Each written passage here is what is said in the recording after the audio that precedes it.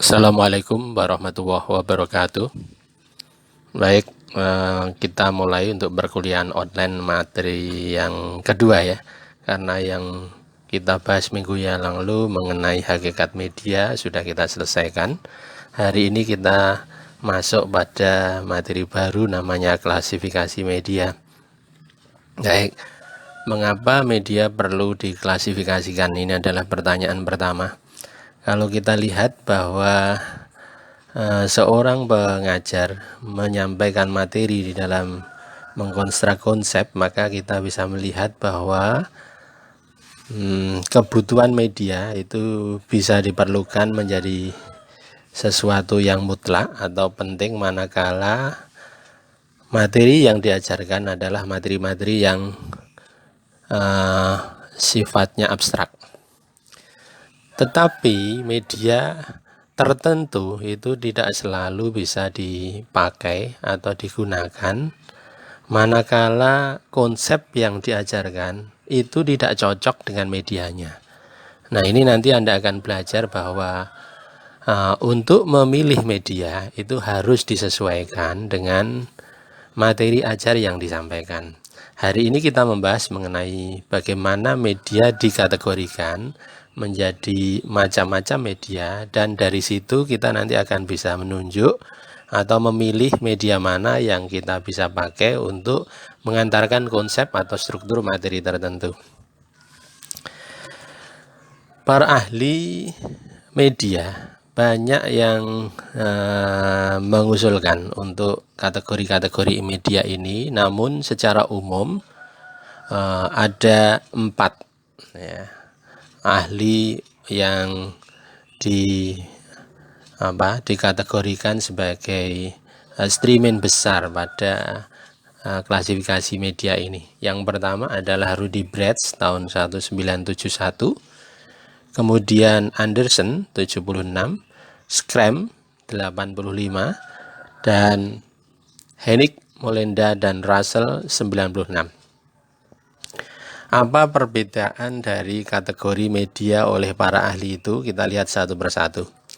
Yang pertama, Rudy Bretz ini adalah seorang Jerman, mengemukakan di dalam suatu buku yang dia terbitkan tahun 71, mengkategori media menjadi 3 unsur pokok, yaitu suara, visual, dan gerak.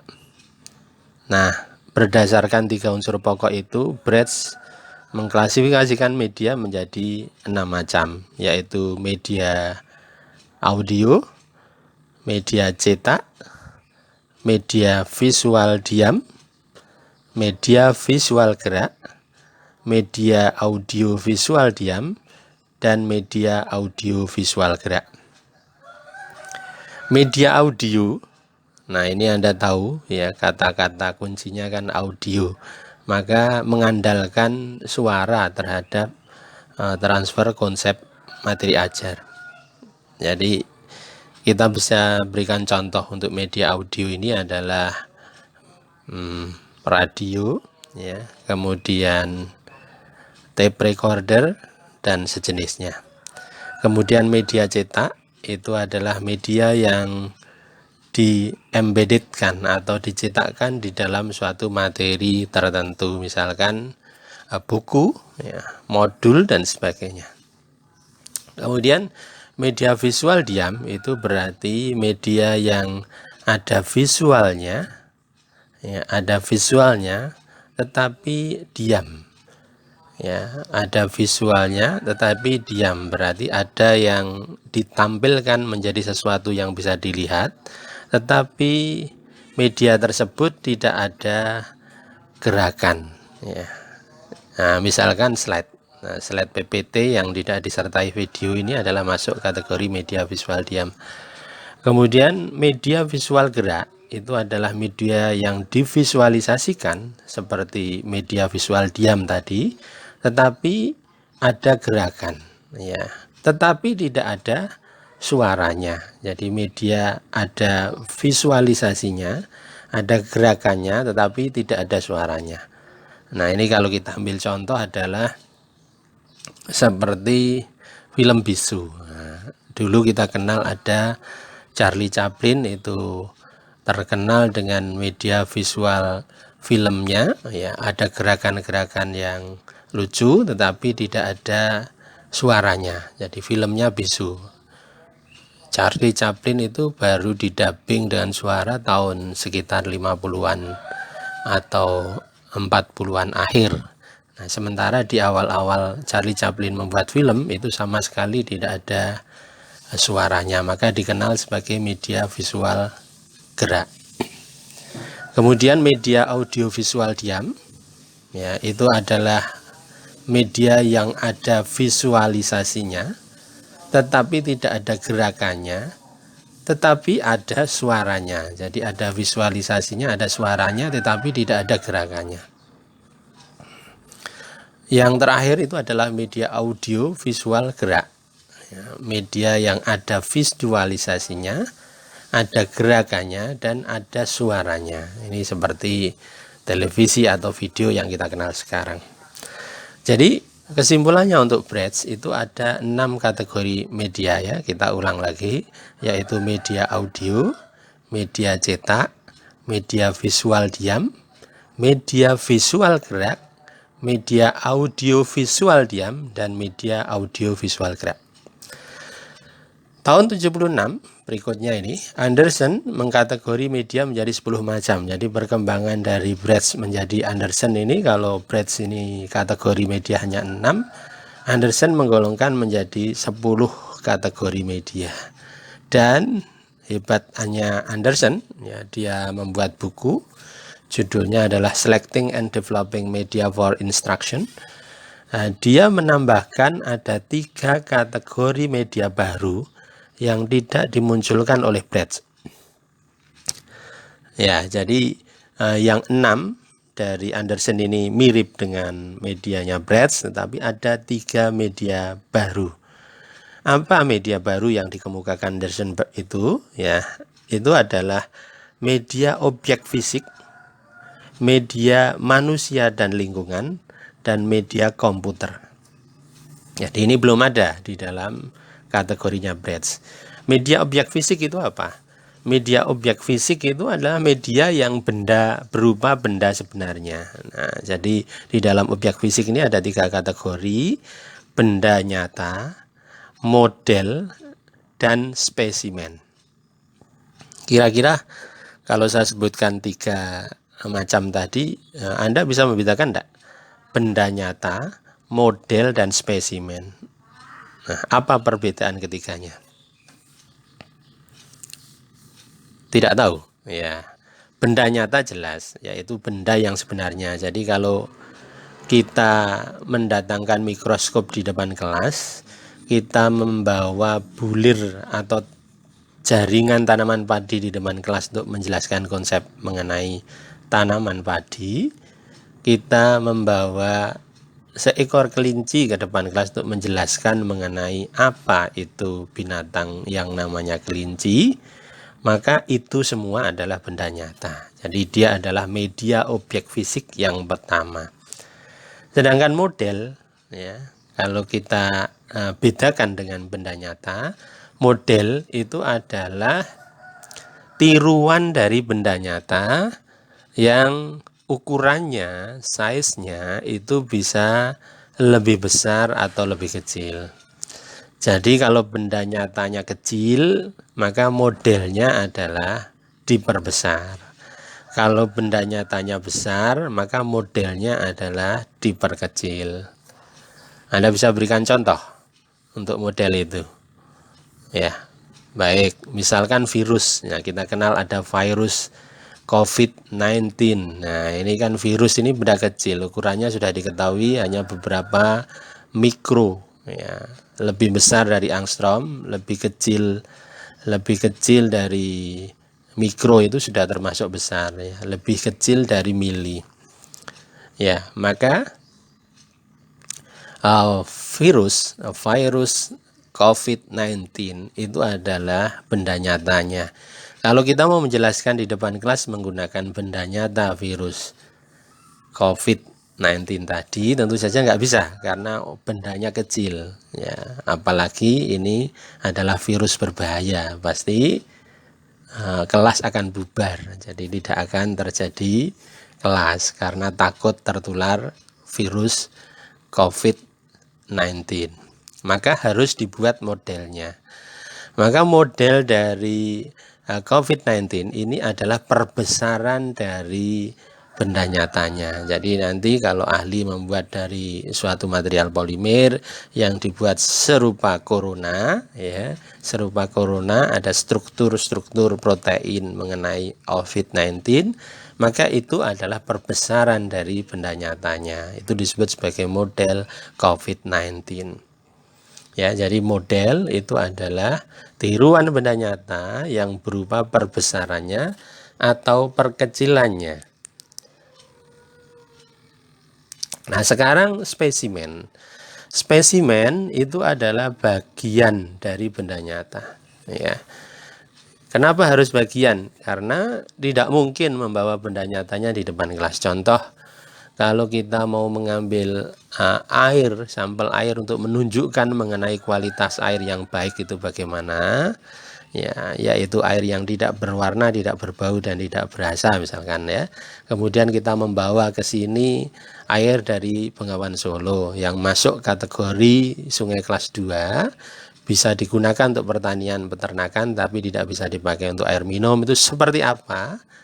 Nah, anak-anak barangkali kepingin tahu, maka kita bisa bawa contoh air dari Bengawan Solo, dari Juruk kita ambil, kemudian kita tunjukkan menggunakan gelas, ini loh kualitas air Bengawan Solo yang dikatakan sebagai air sungai kelas 2. Jadi membawa contoh itu spesimen.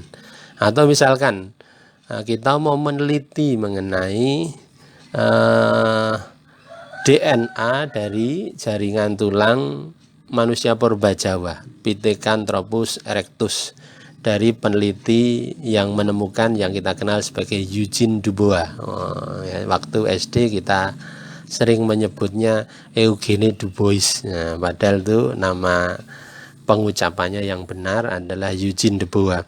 Maka tidak diperkenankan kita membawa rangka dari manusia purba Jawa itu ke sini, ke kelas. Kenapa? Karena sangat berharga. Jadi di Sangiran itu dulu adalah suatu aliran sungai, barangkali Bengawan Solo Purba, ya, yang berkumpul manusia purba Jawa di situ. Mereka hidup mengelompok dan kemudian matinya juga di situ. Maka di situ ada kuburan yang kita kenal sebagai situs. Ya, ada sekitar puluhan rangka walaupun tidak lengkap dari manusia purba Jawa itu. Walaupun banyak, tetapi tidak boleh kita ngambil rangkanya untuk kita tunjukkan di dalam pembelajaran. Jadi kita ambil spesimennya. Orang yang meneliti mengenai DNA dari manusia purba Jawa cukup mendapatkan contoh tulang sedikit saja, kemudian di fraksinasi, di PCR namanya, ya, analisis PCR. Kemudian dari analisis PCR itu diketahuilah bagaimana struktur rangka DNA dari manusia purba Jawa. Kemarin sudah saya sampaikan ya, jadi bahwa manusia purba Jawa, Pithecanthropus erectus, itu ternyata memiliki kekerabatan dengan Homo sinensis, manusia purba Cina, sekitar 65-70%. Itu dari struktur DNA-nya. Artinya kita sebagai turunan dari orang-orang Jawa modern sekarang, ya, tidak boleh bersifat rasialis atau bersifat membeda-bedakan suku, karena ternyata kerangka dari manusia purba Jawa sekian ribu tahun yang lampau itu punya kekerabatan bersaudara dengan manusia purba Cina. Ya, jadi kalau teori ada yang mengatakan bahwa perpindahan manusia Jawa itu dari dari daratan Cina, ya, kemudian masuk ke Indonesia, Cina Selatan, kemudian masuk Indonesia, itu adalah perpindahan gelombang kesekian, karena manusia purba Jawa dengan Cina waktu Indonesia dengan Asia masih bersatu, mereka melakukan perjalanan jauh dari Cina sampai ke Indonesia. Baik, itu masuk kategori media objek fisik ya. Kemudian media kedua yang dikeluarkan Anderson tetapi tidak ada di dalam medianya Bretz itu adalah manusia dan lingkungan. Manusia dan lingkungan ini contohnya ya guru ya. Jadi kemarin kalau guru mencontohkan mengenai konsep marah, konsep sedih, itu adalah guru sendiri sebagai medianya. Kemudian laburan itu adalah media manusia. Jadi di sekolah-sekolah tertentu itu ada yang mengembangkan pembelajaran mendatangkan pakar dari luar dengan beragam profesi untuk menunjukkan seluk-beluk ya mengenai profesi yang ditampilkan oleh pakar tersebut atau yang dimiliki oleh pakar tersebut. Jadi anak-anak SD kemudian didatangi atau di kelas mereka ada dilakukan wawancara atau penyampaian materi oleh seorang pilot misalkan. Maka pilot itu akan bercerita mengenai bagaimana pendidikannya. Ternyata dia mengalami pelatihan pilot sekian jam, menerbangkan pesawat kecil sekian jam, mengalami cuaca buruk sekian ekstrimnya ya, ada awan, ada guruh, ada petir, itu dia harus alami untuk mendapatkan lisensi sebagai pilot pesawat komersial. Itu adalah menampilkan seorang profil bagaimana pilot. Nah, itu adalah media manusia dan lingkungan. Kemudian yang ketiga itu Anderson menampilkan media komputer, ini kita kenal sebagai CAI ya, Computer Aided Instruction. Jadi pembelajaran berbasis komputer ini sekarang mengemuka. Jadi pembelajaran berbasis komputer ini menjadi andalan masa depan. Jadi kalau dikatakan era disrupsi, bahkan sebagian mensangsikan seorang guru ya nanti bisa diganti dengan komputer ya, walaupun pada sisi-sisi tertentu tidak mungkin komputer menampilkan profil seorang guru itu di depan kelas secara utuh sebagaimana guru yang baik gitu ya. Maka komputer ini walaupun begitu ada kelemahan-kelemahannya ya, dia tetap menjadi andalan untuk bagaimana nanti menampilkan performa pembelajaran di masa depan. Maka Anderson memasukkan komputer ini di dalam media yang ke-10. Jadi ulang ya, untuk Anderson tahun 76 itu menambahkan 3 media baru, yaitu objek fisik, manusia dan lingkungan, serta komputer. Sedangkan yang lain sama. Ada media audio, ada cetak, audio cetak, proyeksi visual diam, proyeksi visual gerak, ya, audio visual gerak, ya, dan 3 yang lain tadi. Selanjutnya, Scrum. Ya, Scrum ini tahun 85. Nah, ini pengembangan lagi dari Anderson. Kalau Scrum itu menambahkan media berdasarkan kompleksitasnya. Ada media kompleks, yaitu media yang menggabungkan lebih dari satu unsur pokok media. Jadi misalkan ada media audio atau media visual, ya itu namanya unsur pokok media. Kalau media kompleks itu menggabungkan lebih dari satu unsur pokok media. Itu dikategorikan oleh Scrum sebagai media kompleks. Kemudian media sederhana. Nah, ini hanya terdiri dari satu unsur pokok media. Itu kategori Scrum yang pertama. Kemudian Scrum juga mengkategori media berdasarkan jangkauannya. Jadi ada media massal, ada media kelompok, dan ada media individual. Apa media individual itu? Ya, kita sudah bisa bayangkan dari definisinya, dari konsepnya, bahwa media individual pastilah media yang diperuntukkan untuk pemanfaatan individu atau perorangan. Jadi kalau Anda mengakses media komputer tetapi untuk sendiri saja di rumah, maka ini masuk kategori media individual. Media kelompok itu media yang kemanfaatannya dilaksanakan atau diperuntukkan untuk kelompok. Berarti lebih dari beberapa orang, lebih dari satu orang, tetapi tidak banyak sekali. Jadi kelompok saja. Jadi misalkan kelas, maka ini masuk kelompok. Ya, grup kecil diskusi 6 orang ini kelompok. Jadi contohnya kita menggunakan PowerPoint.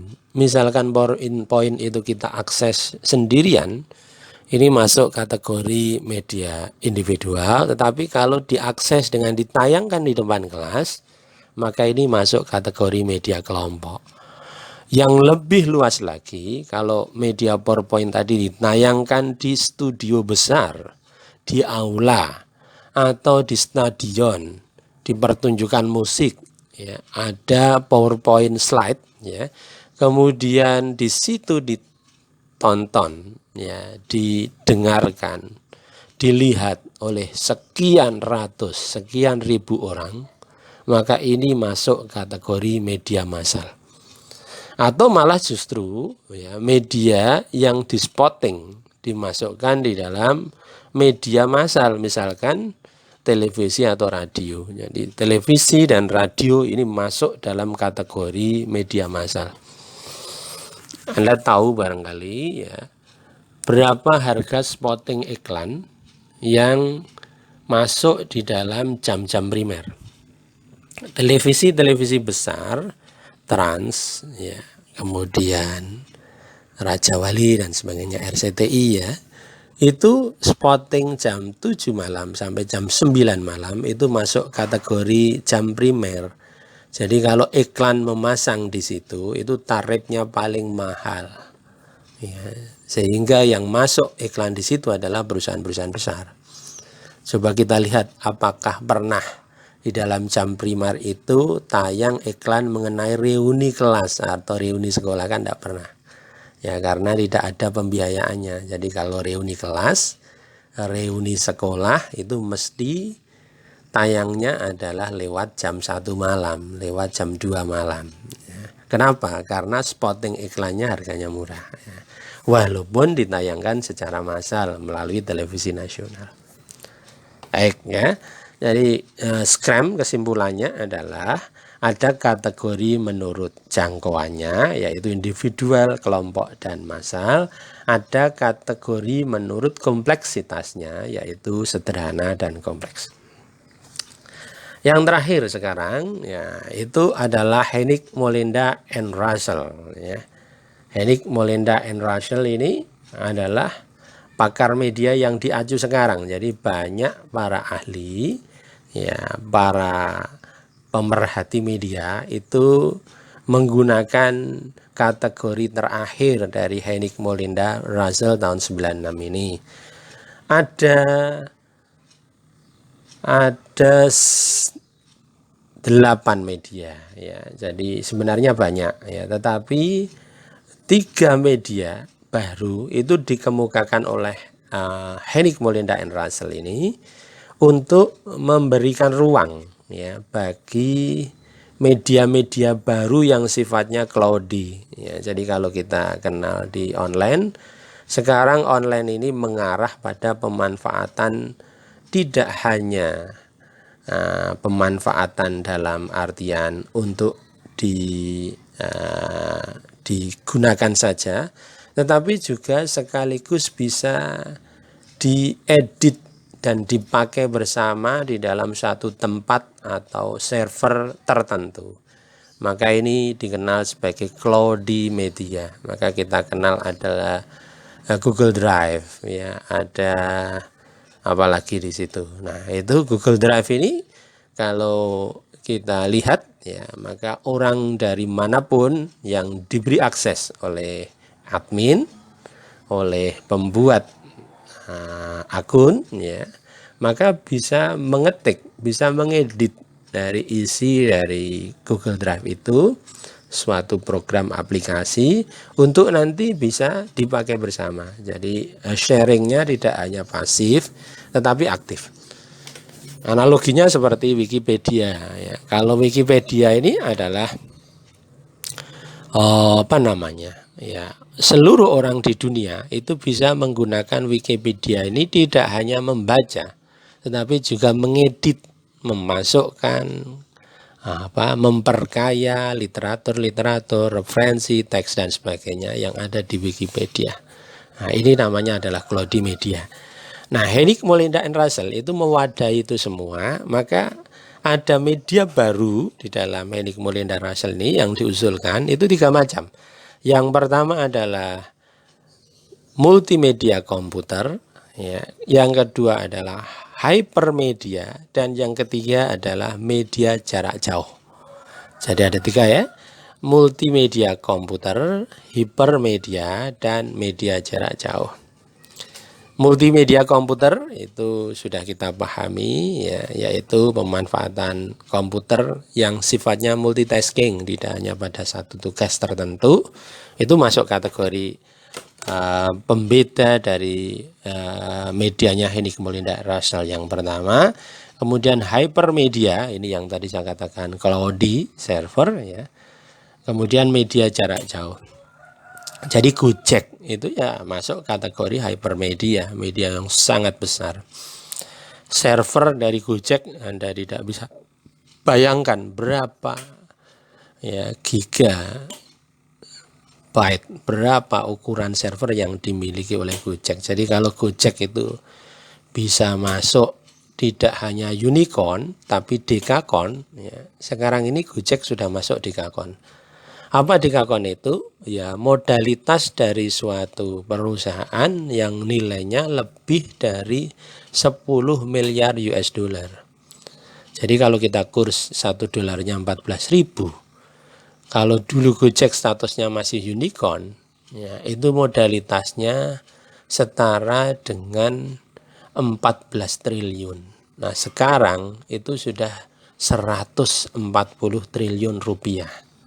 Jadi sepersekian dari APBN kita ya, coba bayangkan ya, luar biasa modalitas dari Gojek yang dimiliki oleh Mas Nadiem itu. Maka sekarang ini Gojek investornya adalah Google ya, kemudian perusahaan-perusahaan multinasional dari berbagai negara menanamkan modalnya ke Gojek. Ekspansi Gojek sudah global, sudah masuk ke Vietnam, ASEAN, dan sebagainya. Oke. Sekarang kita masuk pada hubungan antara media dengan tujuan pembelajaran ya. Jadi tadi di awal saya katakan bahwa tidak seluruh media itu cocok dengan struktur materi tertentu. Jadi ada media tertentu yang bisa ya sangat bagus match dengan materi tertentu, tetapi media yang lain belum tentu memiliki efektivitas yang sama. Maka Allen itu menjabarkan dalam suatu matrik hubungan antara media dengan tujuan pembelajaran. Ya.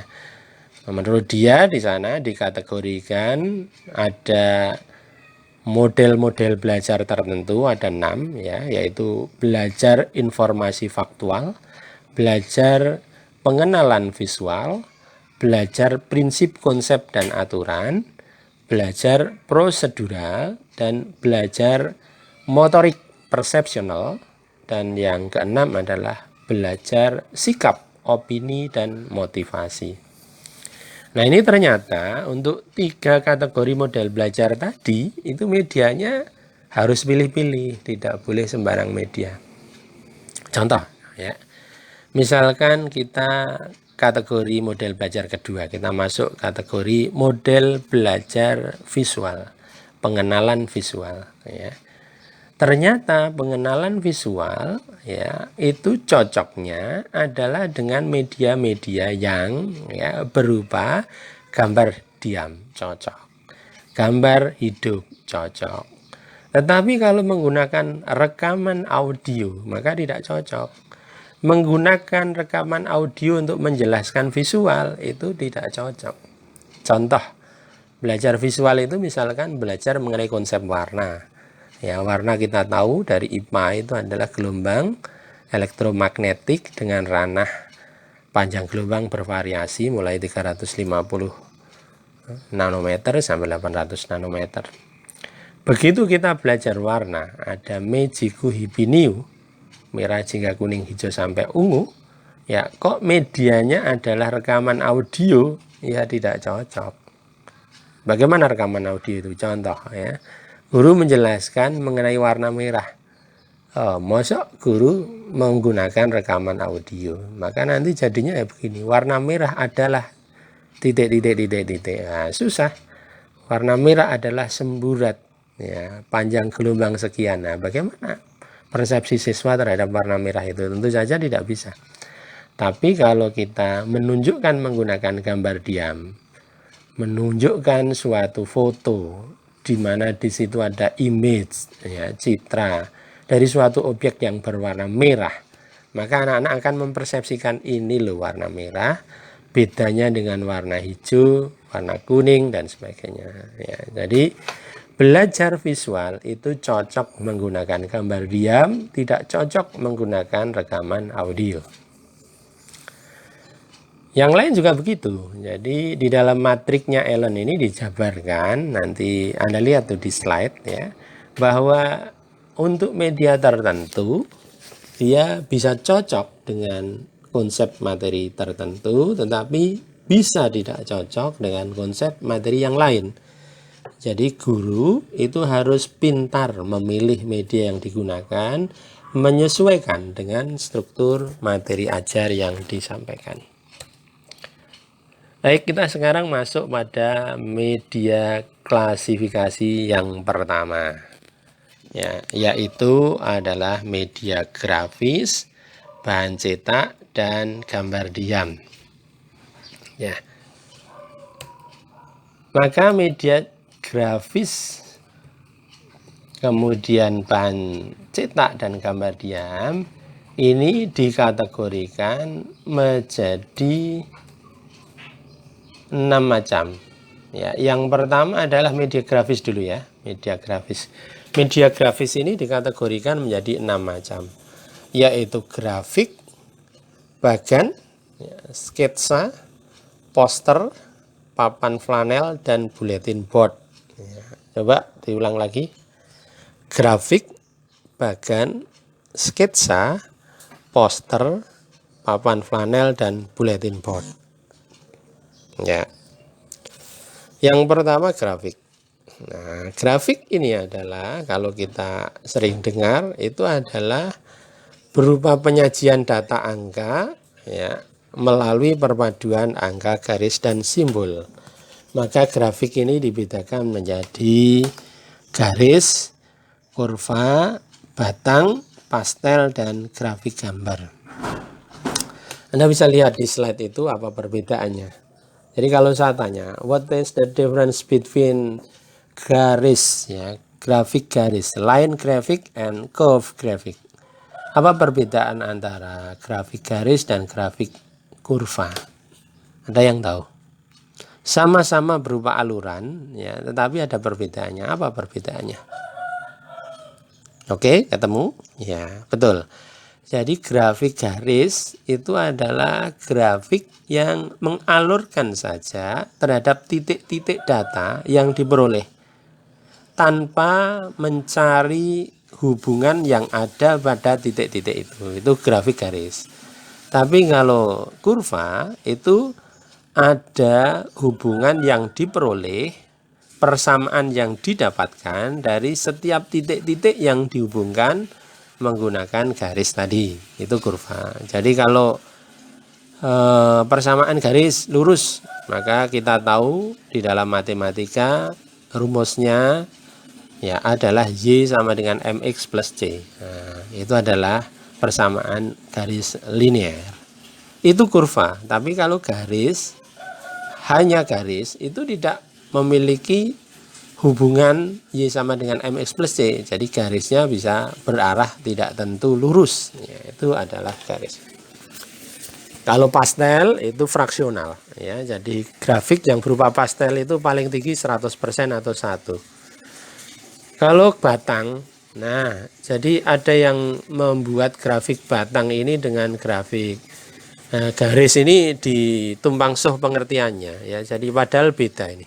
Kalau grafik garis itu harus antara titik-titik saat tadi itu bisa saling berhubungan sebagai aluran, entah waktu atau apa. Tapi kalau batang itu antara batang satu dengan batang dua itu tidak ada hubungan aluran tertentu. Gitu. Ya. Jadi kalau saya lihat ya, apa namanya, tipe-tipe karakter siswa ya, di kelas itu grafiknya garis atau batang. Ya mestinya batang, karena tipe siswa 1 misalkan siswa yang nakal, siswa 2 siswa yang pendiam, siswa 3 yang hiperaktif, itu tidak saling berhubungan. Jadi jumlahnya berapa itu tidak bisa dialirkan dialurkan dalam satu garis, tapi lebih tepatnya dibuat dalam diagram batang. Oke ya. Ya, baik. Yang kedua, nah, dari media grafisnya ini adalah media bagan. Ya, ini adalah berupa paduan sajian kata, garis dan simbol yang merupakan menunjukkan suatu proses atau hubungan penting ya. Jadi kalau proses itu artinya dari 1 ke 2, dari 2 ke 3, maka ini masuk bagan. Kemudian hubungan penting, misalkan struktur organisasi, ini juga masuk bagan ya. Jadi ini contohnya, nanti Anda bisa kembangkan sendiri. Kemudian sketsa ya. Sketsa ini adalah kategori media grafis yang ketiga ya. Apa itu sketsa? Sketsa itu adalah gambar sederhana yang melukiskan bagian pokok dari suatu kejadian atau peristiwa atau suatu objek. Jadi di sini katakan gambar yang sederhana ya. Bukan berarti bahwa gambarnya tidak selesai atau belum jadi, tidak ya. Sketsa itu memang sudah jadi, tetapi memang dibuat dalam format yang sederhana, istilahnya seperti gambar coret. Nah, gitu ya. Contohnya adalah misalkan waktu Bung Karno mendeklarasikan kemerdekaan tanggal 17 Agustus 1945, itu belum ada yang namanya foto menggambarkan pembacaan proklamasi oleh Bung Karno. Kenapa? Karena belum siap saat itu. Jadi mau proklamasi belum siap, belum ada foto dan sebagainya. Maka para saksi-saksi sejarah itu diminta untuk menggambarkan kejadiannya. Kemudian oleh artis zaman sekarang ya, oleh seniman itu dibuat sketsanya. Oh, waktu itu ternyata Bung Karno berdiri di depan membaca proklamasi, teks proklamasi, sementara Bung Hatta ada di sebelah kanannya, agak ke belakang kurang lebih 2 langkah ya, sambil memperhatikan Bung Karno waktu membacakan teks proklamasi. Kemudian audien atau peserta yang lain itu ada di belakangnya lagi dalam format baris. Nah, ini digambarkan di dalam sketsa. Baik. Yang berikutnya itu adalah media grafis yang berupa poster.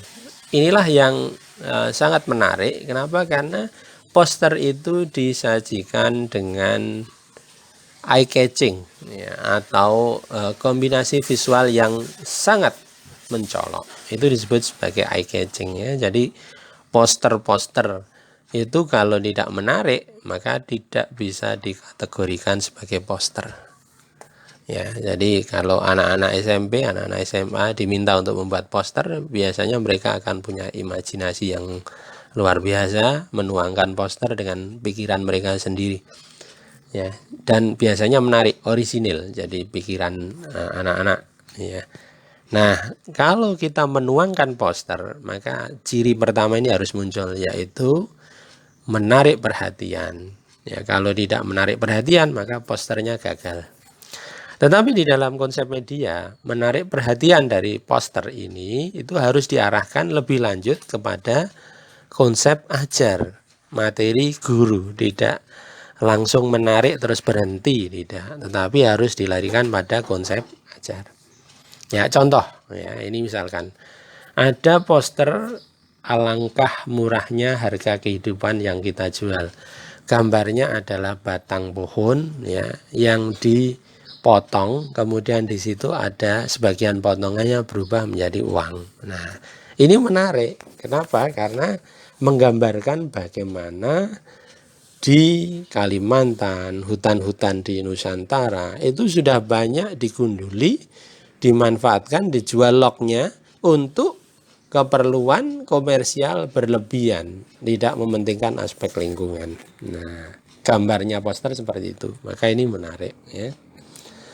Nah, poster-poster itu bisa dibuat beragam. Ini contohnya adalah poster biologi ya mengenai major organs ya. Organ-organ tubuh manusia yang utama. Maka di sini ada brain, ada heart, ada lungs, eye, ear, skin, dan digestive. Nah, ini contoh poster yang menarik. Kemudian ini adalah poster mengenai ekosistem air tawar. Nah, ini air tawar ya. Jadi UNS ini mengembangkan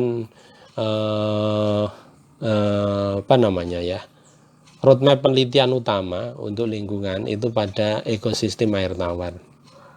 Kenapa ekosistem air tawar? Freshwater ecosystem ya.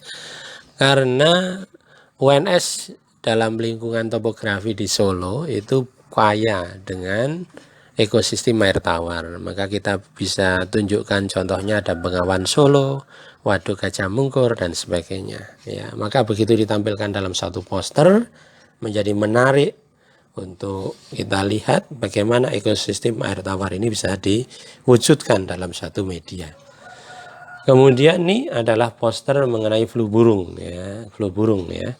Flu burung ini generasi flu yang kesekian. Nah, corona ini termasuk generasi flu yang terakhir. Jadi flu ini berkembang sejak dulu waktu pertama kali influenza ya, sampai dengan sekarang coronavirus COVID-19 itu adalah perkembangan dari masa ke masa mengenai virus influenza. Itu namanya pandemi tidak hanya sekarang. Waktu penyakit wabah pandemi influenza generasi 1 muncul tahun 1914, itu yang meninggal ya ratusan ribu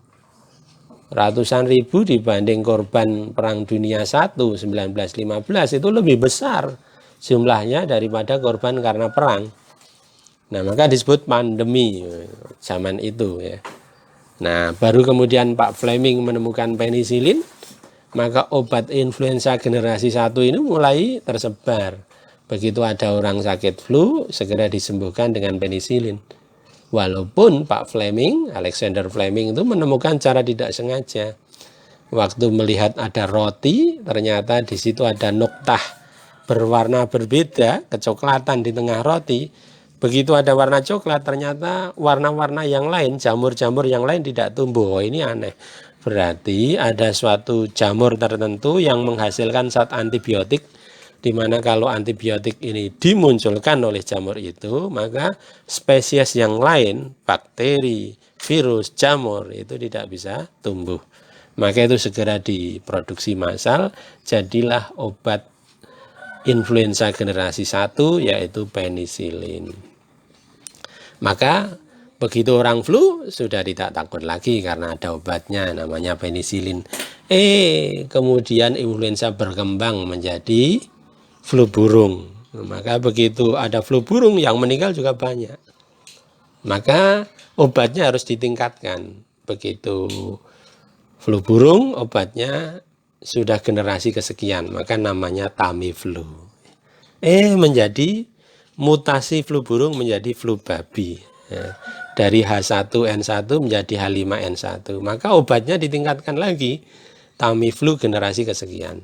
Nah, sekarang terakhir ini muncul penyakit pandemi terakhir ini luar biasa ya, global, namanya adalah COVID-19. Penyebabnya bukan karena jamur. Jadi kalau dulu namanya jamur ya, sekarang virus jauh lebih kecil daripada jamur. Kalau jamur itu masuk tumbuhan, bakteri masuk tumbuhan. Tetapi kalau virus ini orang tidak bisa mengkategorikan apakah dia tumbuhan atau hewan. Karena ukurannya sangat sederhana dan dia bisa mempengaruhi struktur protein tubuh, dan protein itu bisa mengalami gangguan. Nah, kalau proteinnya ada dalam sistem pernafasan, maka jaringan pernapasan yang terinfeksi oleh virus itu akan berubah ya strukturnya dan tidak bisa menjalankan fungsi untuk bernapas sebagaimana biasa. Maka orang bisa sakit flu yang parah. Nah, sampai sekarang ini ya obat flu terakhir yaitu COVID-19 ini belum ditemukan. di Cina mengemukakan dia sudah menemukan Remdesivir, katanya efektif. Ya, kemudian di Jepang menyampaikan kina, ya, pil kina dari tanaman kina. Kemudian ada antagin dan sebagainya. Tetapi ini uji cobanya masih taraf uji coba, skala laboratorium dan skala terbatas. Jadi belum diterapkan massal. Mudah-mudahan di antara kandidat-kandidat obat tadi suatu ketika memang bisa digunakan untuk mengatasi flu terakhir ini, yaitu COVID-19. Jadi nanti kita tidak takut lagi dengan COVID-19, itu sama seperti flu biasa. Nah, ini kan Indonesia ini masuk dalam kategori negara kedua dengan angka kematian tertinggi setelah Filipina karena korban COVID-19. Jadi kita perlu hati-hati. Ya, kita sekarang melaksanakan kuliah online ini ya dalam rangka antisipasi COVID-19. Baik, yang terakhir ya. Nah, ini untuk poster, ini bisa dilihat bagaimana poster mengenai sistem kekebalan tubuh, poster mengenai global warming effect, ya, mengenai pemanasan global, poster mengenai earthquake, gempa bumi, poster mengenai Tomcat, wabah Tomcat. Di fisika ada poster mengenai termometer Galileo, ya, kemudian poster hukum Stokes dan sebagainya. Nah, ini Anda bisa lihat ya, poster-poster ini saya tunjukkan contoh-contohnya dalam slide-slide itu. Nah, kesimpulan untuk mata kuliah kita hari ini adalah bahwa kategori media sudah kita bahas, ya, ada kategori-kategori media yang dikemukakan oleh para ahli. Coba sebutkan, masih ingat? Betul ya. Yang pertama Bretz, kemudian Anderson, Schramm, dan Hennig, Molinda, and Russell. Untuk yang terakhir, Hennig, Molinda, and Russell ini sudah masuk kategori yang namanya cloudy media. Ya, jadi media yang sifatnya online dan massal. Kemudian untuk kategori media yang pertama, yaitu media grafis, itu kita sudah bahas ada 6 macam, tetapi kita bahas baru sampai poster ya. 6 macam, coba sebutkan tadi. Yang pertama adalah grafik, kemudian bagan, sketsa, poster, papan flanel, dan bulletin board. Ya, khusus mengenai papan flanel dan bulletin board ini Anda lihat saja di slide. Ya, tidak perlu kita diskusikan, dari situ Anda pahami. Baik, saya kira cukup untuk kuliah kita hari ini. Ya, slide-nya sudah saya sampaikan dengan narasi saya ini, saya rekam ya. Silakan Anda cermati, buka-buka lagi literatur-literatur yang saya sertakan. Kemudian nanti kalau ada tugas untuk mempelajari materi lanjut, silakan dibuka. Ya, kita kembangkan lagi, kita bahas lagi. Minggu depan tugas untuk presentasi, kalau memang bisa dilaksanakan ya presentasi online untuk mahasiswa. Kalau tidak ya tidak apa-apa, nanti kita pikirkan untuk konsep kuliah ke depan, minggu depan itu seperti apa. Untuk hari ini saya cukupkan sekian ya. Terima kasih atas perhatiannya. Kita akhiri ya. Assalamualaikum warahmatullahi wabarakatuh.